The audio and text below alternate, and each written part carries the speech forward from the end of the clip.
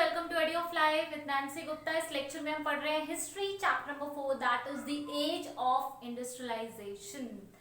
Okay, तो we have so far discussed coming of up of industries. आज का जो हमारा टॉपिक है वो है hand labour and steam power. That means we are going to compare कि लोग क्या डिफरेंस था between hand power, hand labour. Hand labour means manual worker की बात हो रही है, और स्टीम पावर मतलब मशीन्स की बात हो रही है। ठीक है, तो ये आपने ध्यान रखना है। यहाँ कंपैरिजन चल रहा है between workers and machines.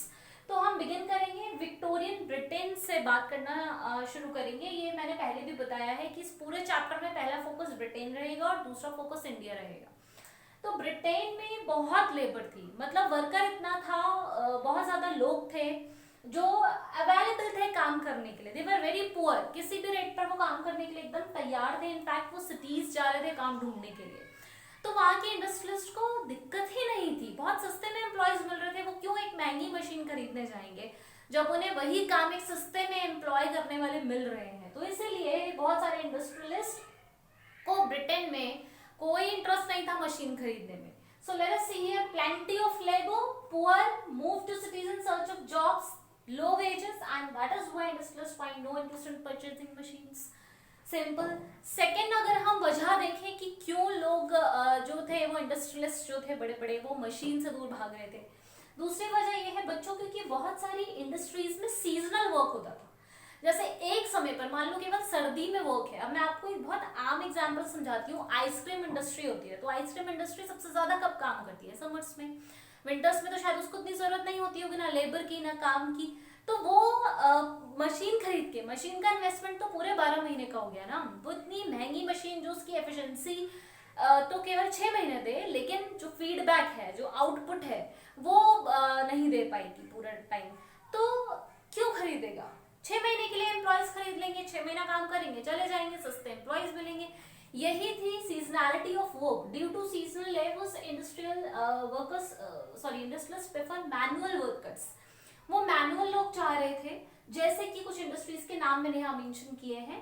Book binders, caterers, printers. इन लोगों की जरूरत होती थी क्रिसमस से पहले। तो क्रिसमस से पहले बस इनकी बुकिंग हो जाती थी और अपना काम किया, क्रिसमस सेलिब्रेट किया। केटर्स के टाइम उसी टाइम सुंदर सुंदर से बुक्स, कार्ड्स वगैरह प्रिंट होने होते थे, ग्रीटिंग्स प्रिंट होने होते थे, वो हो जाते थे। फिर रिपेयरमेंट ऑफ शिप्स। अगर शिप्स ठीक होनी है तो भाई विंटर सीजन में इसका डिमांड पड़ता था। लोग लगून्स भर भर के, और मतलब जो उनका एक्सपोर्ट इम्पोर्ट था, एक टाइम था, विंटर सेट था कि तभी जाएगा, तो वो तभी शिप्स की रिपेयरमेंट लेते थे, तभी लेबर को हायर करते थे। मशीन खरीदने का कोई पर्पस उन्हें नहीं दिखा। ऐसे ही गैस वर्क फिर से केवल कोल्ड मंथ्स में चलता था और हॉट मंथ्स में ये नहीं चलता था, यानी कि विंटर सीजन में चल रहा था। 2 रीजन आपने देख लिए जहां पे वर्कर जीत गए और मशीन हार गई। थर्ड देखो, थर्ड क्या था? बहुत ही बढ़िया ये एक रीजन है। मशीन में एक पैटर्न सेट होता है। ठीक है, मशीन में आप एक सांचा लगाते हो या एक सिस्टम या एक कोड डाल देते हो और वो सारा काम उसी के हिसाब से करता है। यानी कि अगर एक कपड़ा एक डिजाइन पर बना रही है मशीन, तो 100 कपड़े उसी डिजाइन पर बनाएगी। वेरएस मैनुअल लेबर क्या कर सकता है? एक कपड़ा किसी डिजाइन का, दूसरा किसी डिजाइन का, तीसरा किसी डिजाइन का, वेराइटी ऑफ डिजाइन्स। तो मैनुअल लेबर वैरायटी दे सकती थी, मशीन वैरायटी नहीं दे सकती थी। This is the third problem why people were not affording machines. ये एक बात से एसोसिएटेड है कि उस जमाने के, उस समय के जो एरिस्टोक्रेट लोग थे ना, जो रिच और रॉयल पीपल थे, उन्हें वैरायटी पसंद थी, हाथ का काम पसंद था, उन्हें ये सबका एक जैसा काम पसंद नहीं था। तो वो मशीन के गुड्स कभी लेते ही नहीं थे। तो जब लेंगे नहीं महंगे खरीदने वाले पीपल, तो भाई मशीन्स लगा के क्या फायदा? तो that is why aristocrats prefer homemade things. अब एक एग्जांपल है यहाँ पे जो आपकी एनसीईआरटी का है, वो ये है कि हाथ से वर्कर 500 तरीके के हैमर्स बना सकते थे और 45 तरीके के एक्सेस बना सकते थे।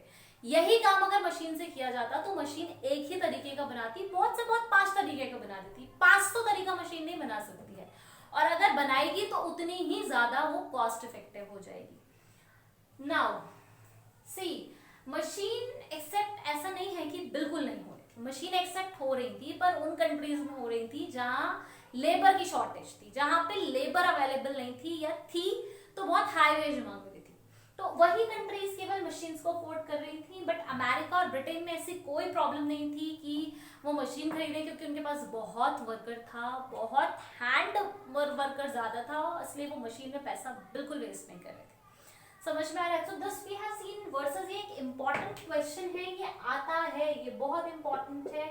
क्लास 10 ये पूछते हैं कि why industrialist were lukewarm in purchasing machines, या why they were restricting to purchase themselves to purchase machines, या why they were giving more of importance to hand labors. तो these are all the reasons, या आप as it is बस इसमें every way वो लगा लेना हेल्पिंग वर्ब्स, और इसको as it is लिखकर आ सकते हो, ठीक है। So stay tuned for the next lecture. आज के लेक्चर में इतना ही था।